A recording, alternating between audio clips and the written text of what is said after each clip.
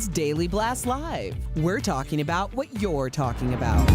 Real, honest, entertaining, live. DBL starts right now. 3, 2.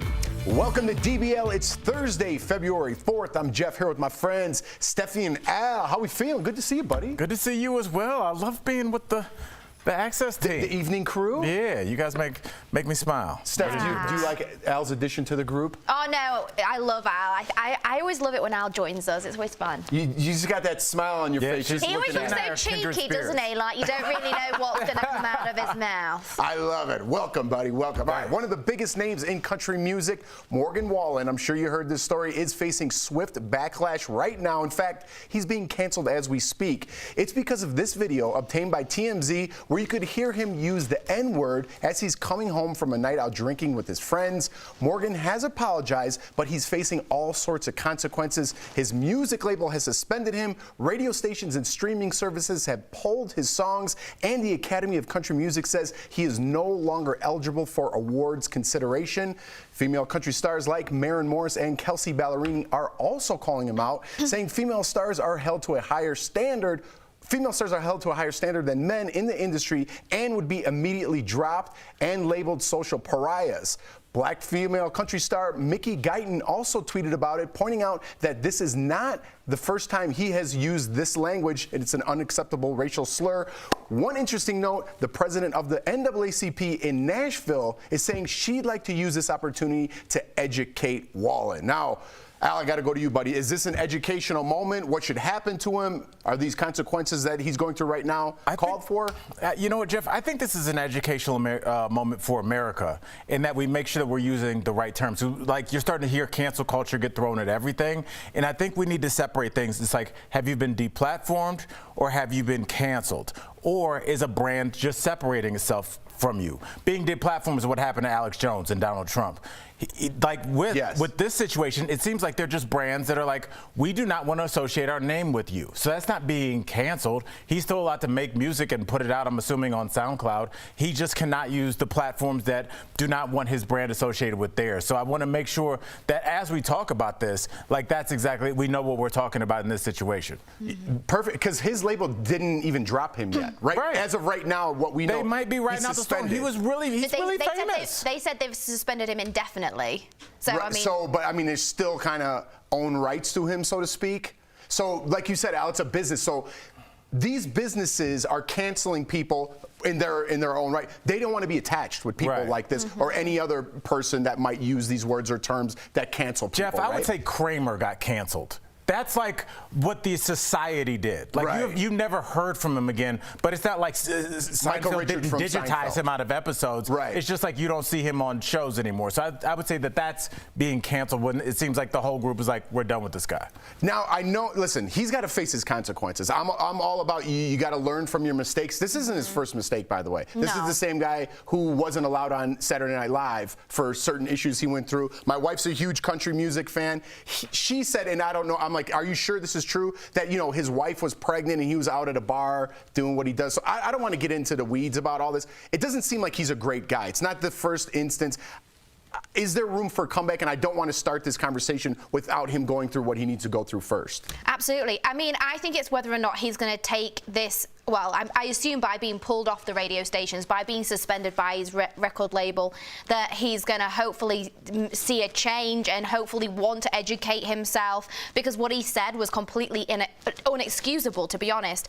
And like one of the quotes we said, there's no way on this earth it's the first time he's ever used that racial slur. You don't just throw that out there for kicks.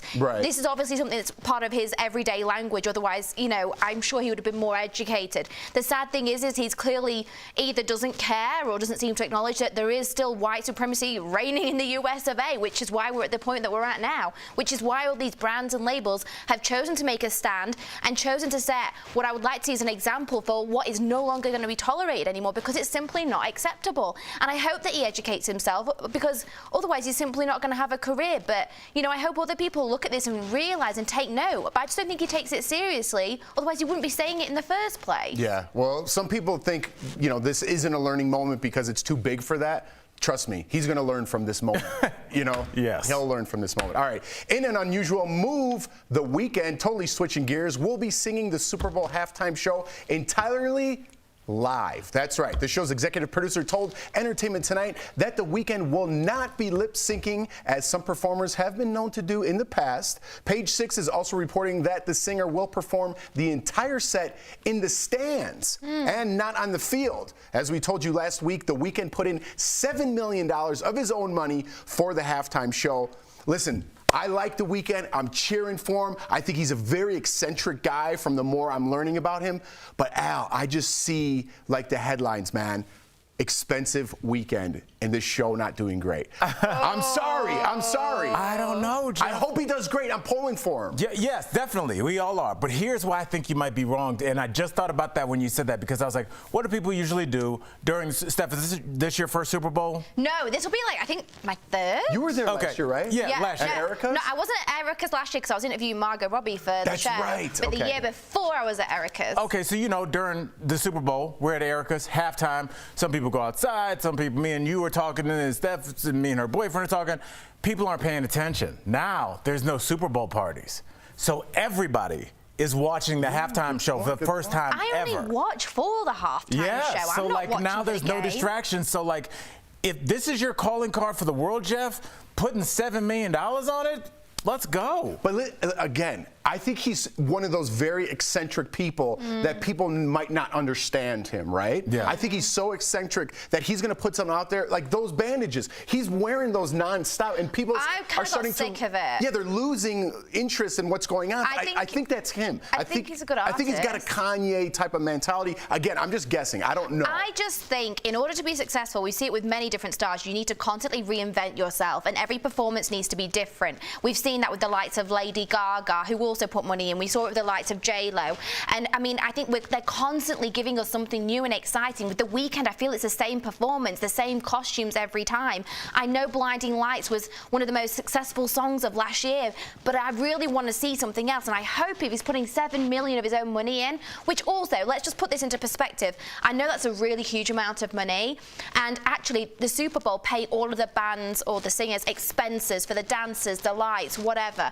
But the actual artist isn't compensated. They perform for free. Right. But it's because the slot that they've got is one of the biggest platforms in the entire world. It's worth over $30 million in advertising for that slot. So, I mean, really, when you think about what he's going to get for his career out of that, putting that a bit extra money in, which I'm saying a bit, $7 million is a lot, but when you put it into the grand scheme of advertising and what that space is worth, Steph, I think he'll make that back in streams that night. Oh, he'll make it back. He'll make it back in downloads, in streams. People, you know, new audiences, new markets who may not know who he is, the older generation, the younger TikTok generation, which is what's got him this platform because of Blinding Lights doing so well on that platform, you know? Yeah. But I just really hope to see something different. I think, you know, J-Lo was one of the biggest performers of this past year. She did the Super Bowl, she did the lights at New Year's Eve. She did the inauguration. She's excelled. I just want to see some. She does it for me. She ticks the boxes. Is The Weeknd going to stand up to the plate? I don't know. I'm not sure. Step up. Step up, whatever. Go stand in the stand. I just pictured a plate with The Weeknd stepping up to it. Yeah, I like her. Step up. You got to stand up, step up to the plate. Listen, he's going to be singing live. I'm pulling for The Weeknd. I think he's going to pull it off. I don't know why he threw that out there too, because Prince sang live, Beyonce sang live. Like, okay. Katy Perry didn't. Oh, she did a little bit, not for the whole set, but I mean, come on, 20 minutes, busting out them moves. He ain't gonna be dancing like that, is he? He ain't gonna be like busting out every single move. I've never seen him hardly dance. He just stands there with a bit of bandages on. Let's all give him the praise. I think The Weeknd better come with it. Steph's got the bar here. Steph's got the high jump. Well, check in on Monday and see Steph's critique. It better be good. Coming up on DBL, legendary singer Dionne Warwick. She already conquered the music biz, but is social media next? And Nicole Smith, her daughter is now a teenager. We'll tell you how she's marking 14 years since her mother's tragic passing.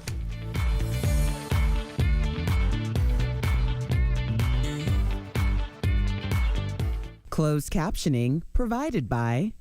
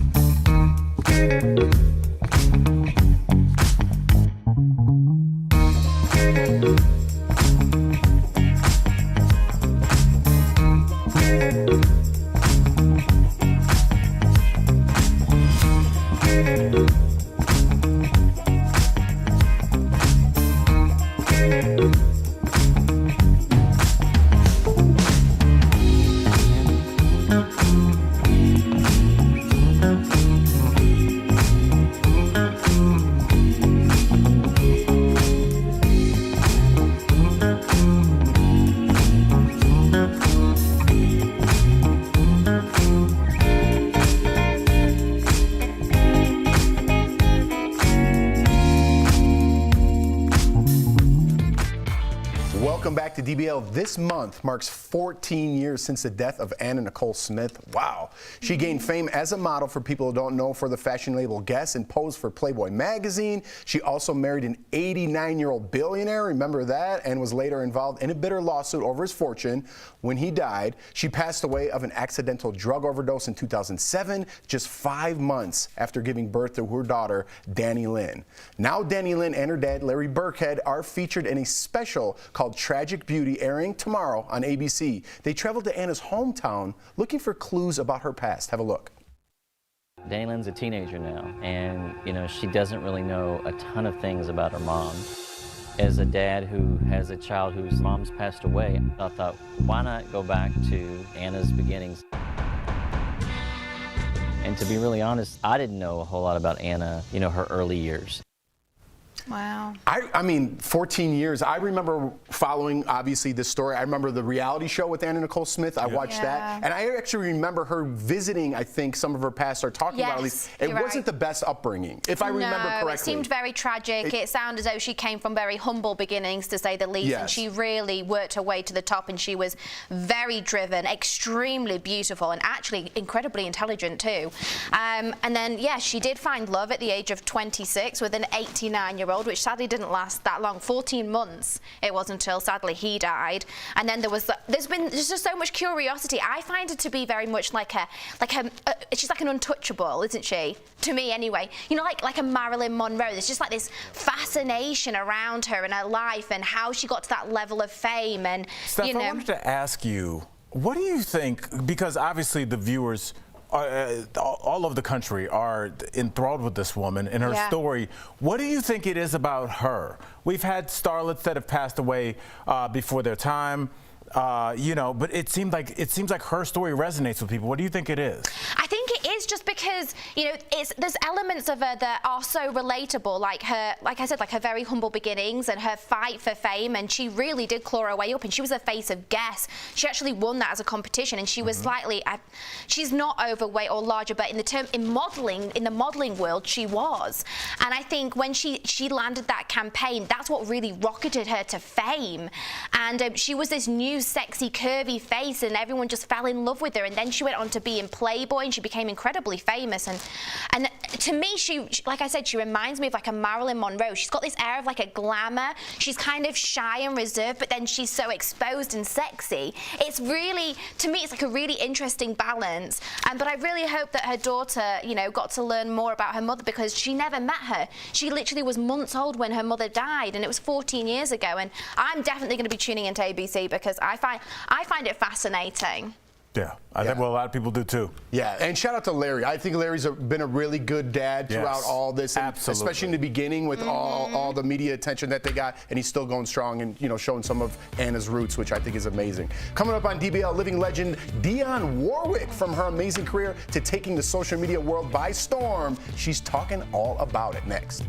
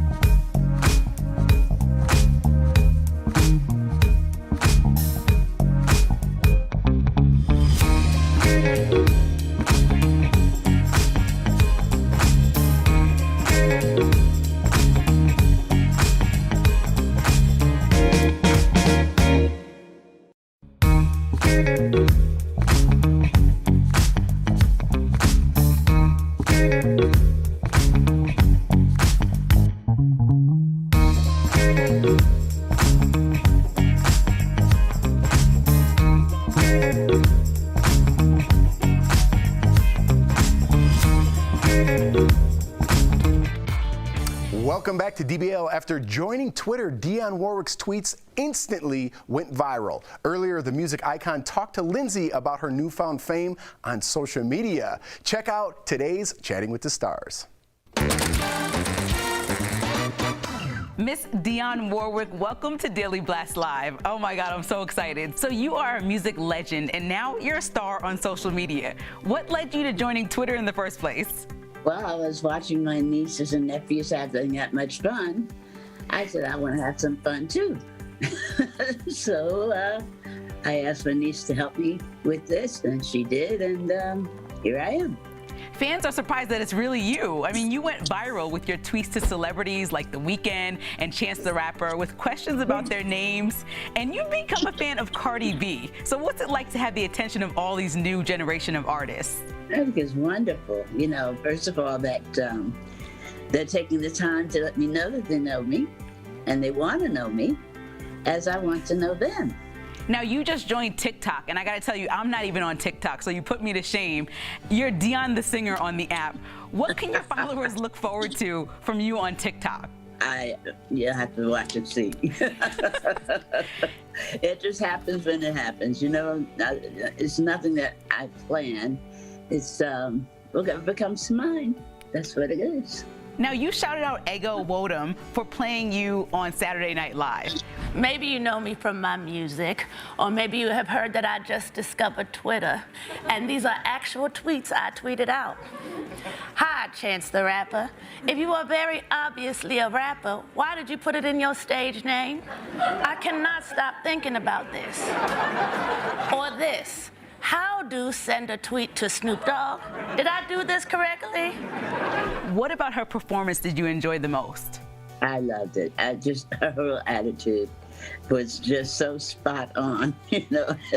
Yeah. Oh my goodness, she is fun. She really was a lot of fun. I found myself laughing at myself. That's always the point, right? You updated your version of the classic song, What the World Needs Now Is Love. What the world needs now is love to love. What do you think of when you sing those lyrics, and how has it changed over time? How most desperately we need love. And this, I mean, what we're going through at this point in our lives here, especially in the United States of America, it does not make sense. You know, that's what this whole country was built on. Love and hope and aspiration and things of that nature. And now all of a sudden, it's gone bonkers, I feel. I mean, the only word that comes to mind. You know, it's nonsense what we're going through right now. It's so good that you're able to find joy in all of this and spend time, you know, making jokes and laughing on social media. How are you still able to find happiness in these crazy times? Yeah, you know, first of all, I love to laugh. I think that's the joy of being, is to be able to laugh and have fun. I don't let ugliness enter into my being, my space. I can't. You know, it's something I don't want to be a part of, and I don't allow it to be a part of me. To prepare for this interview, I was listening to Luther Vandross sing A House Is Not a Home to You at the NAACP Awards back in the day. Gave me all the feels. So Miss Dionne Warwick, thank you so much for joining us. DBL Nation, you can follow her right now on TikTok at Dionne the Singer. Right. And have some fun with me, okay? We'll be right back. Thank you. Promotional consideration is brought to you by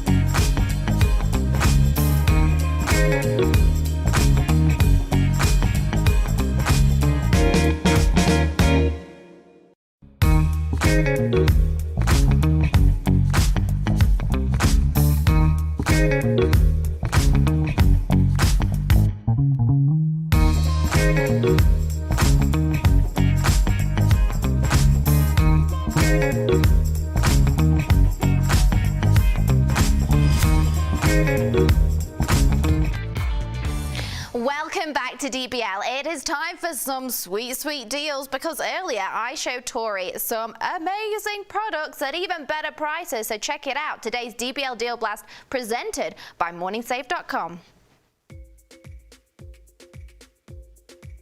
All right, Stephanie, what do you have for us today? It is the 2-pack Brookstone charging pads, so you can charge your devices really quickly with this fast wireless charging pad. So the 2-pack is available in black, blue, orange, red, or rose gold, and normally it's as much as $70, but Tori, we've got 2 for $25. Woo, that's what I'm talking about. 64%.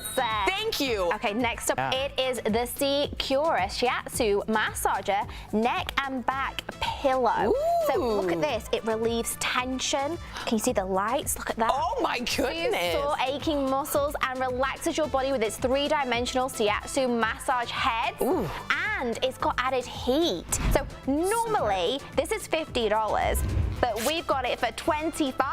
Yes. Saving up to 50%. You know what? Everybody hurts right here, right now. Okay, next up, Tori. This is the Jenny Chan Bryant Computer Tote or Rolling Tote, and both are available in metallic black, metallic blue, or metallic grey. And normally it's $180 for the wheeled tote or $80 for the computer tote. Okay. But guess what? What? Ours are $39 or $29 depending on the style that you choose, saving our viewers 78%.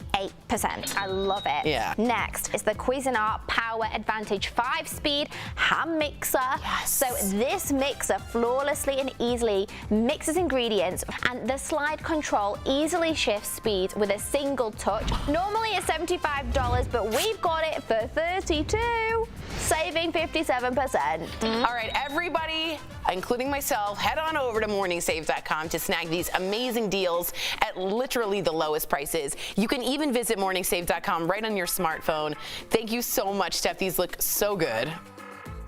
All right, Steph, I got to know, does that thing really massage your back nice? Yeah, and it gets really warm as well. So if you need a bit of like heat, you know, it's perfect. And you can put it on the back of your chair because it has like a strap. So you can like snuggle on into it. As I'm getting older, Al, man, I appreciate all these little things. All these things, I'm like, that sounds great. All right, guys, we'll see you tomorrow, same time, same place.